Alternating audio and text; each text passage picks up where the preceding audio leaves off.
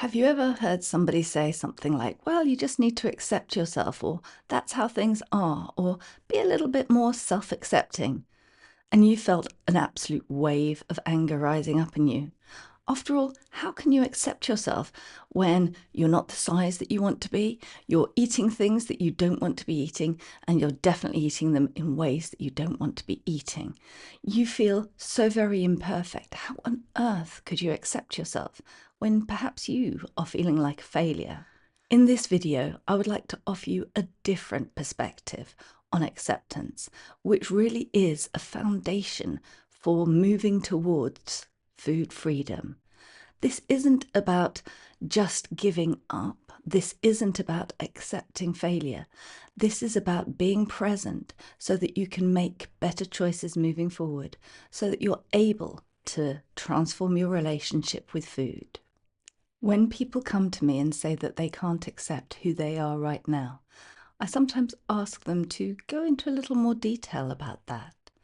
For example, quite often, the thing that people want to resist is the part of them that feels out of control around food. And when we explore that, they might notice that actually that part is doing something for them, at least in the short term.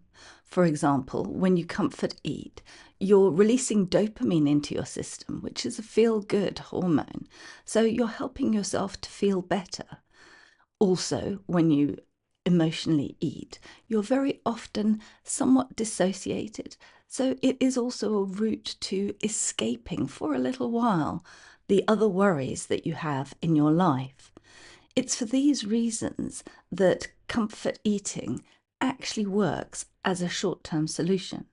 Of course, it then creates more problems than it's solving. However, you can't just get rid of something that is actually working and that is in some ways supporting you. It is a part of you, and you need to understand it better before you can perhaps find a different way of achieving those same goals without the downsides. And on the other hand, that perfectionist part of you that wants things to be right, that is trying to get you to be disciplined, that knows exactly what you should be doing and why aren't you doing it, it has its good sides also, because it's trying to get you to do things which you know are good for you in the long term. However, it also has its downsides. It tends to be very critical and make you feel bad about yourself, which actually drives you back towards the side of you that wants to comfort eat. I sometimes describe this as having a two-headed creature inside of you. And these two heads, or these two parts, are fighting all the time. One bit wants you to comfort eat, the other bit wants you to be in control all of the time. And while these two parts are fighting amongst themselves, you cannot be choosing which direction you actually want to go to. One wants to go left, the other one wants to go right, and you're stuck in the middle, not going anywhere. And this is why it's important to accept both these parts. They are both parts of you, and they are both trying to do something for your good, just that they're going about it in a way that's not particularly helpful at the moment. So it's more a question of finding a way to get both of those parts facing in the same direction and walking in line with you to where you actually want to go.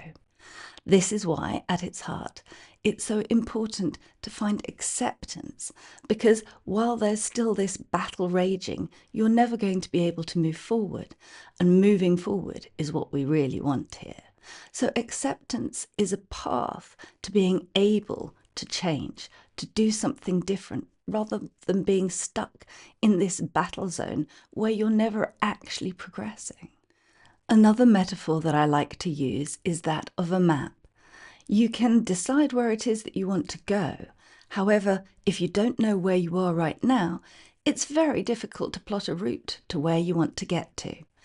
As long as you are denying who you are, where you are in this moment, as long as you're saying, I don't want to be here, so I can't possibly be here, well, then you're not actually getting accurate information to help you have the tools that you need to be able to plan the right route for you. And it can even be quite small things that make a difference here.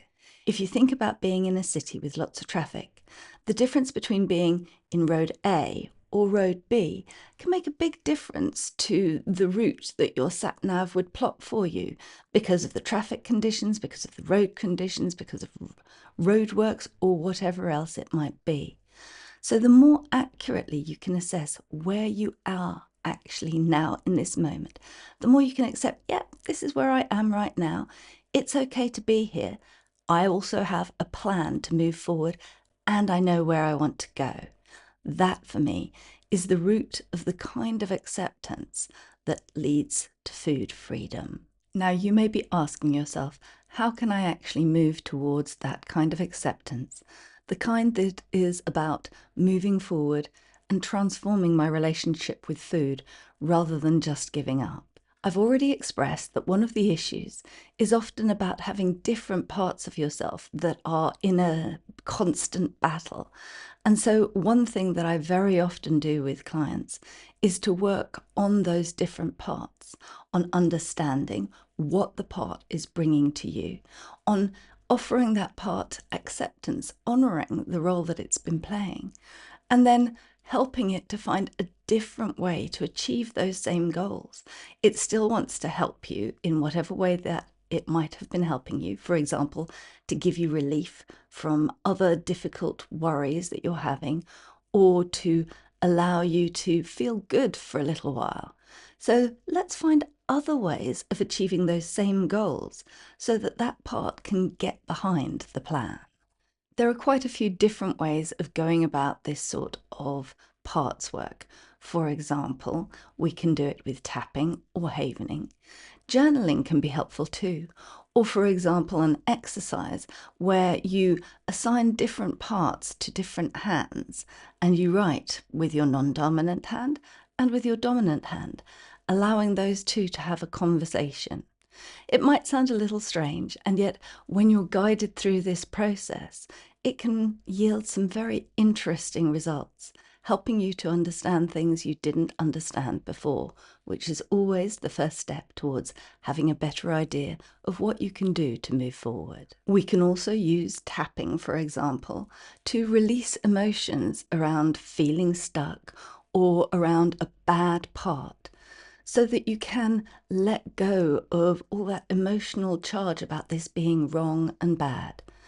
Acceptance really is also an emotional thing. It's not just about rationally knowing that, yes, this thing is helping you. It's acceptance at the level of the heart rather than just at the level of the brain. And psychosensory techniques like tapping and havening can be very helpful for that.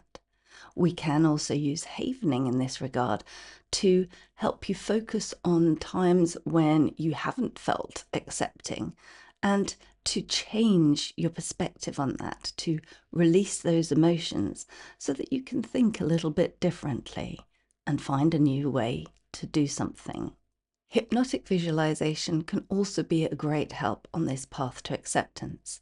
There are lots of wonderful metaphors that help you to pass this message on from your rational brain to your subconscious brain, a message that it is okay to accept where you are in this moment and still to be able to move forward, to get a deeper feeling for the fact that acceptance is not the same as stuckness. It's not the same as giving up. It's not the same as failure. It is, in fact, almost the opposite of all of those. It's only through acceptance that you can make the best plans to truly change. It's through acceptance that you can know what to work on to release the emotions or to honor the parts that need honoring. Acceptance is the first step towards change. I also talk about motivation in terms of a foundation for food freedom because it's very important to know where you want to get to. And this is interlinked with the acceptance part, a little bit like that metaphor of the map.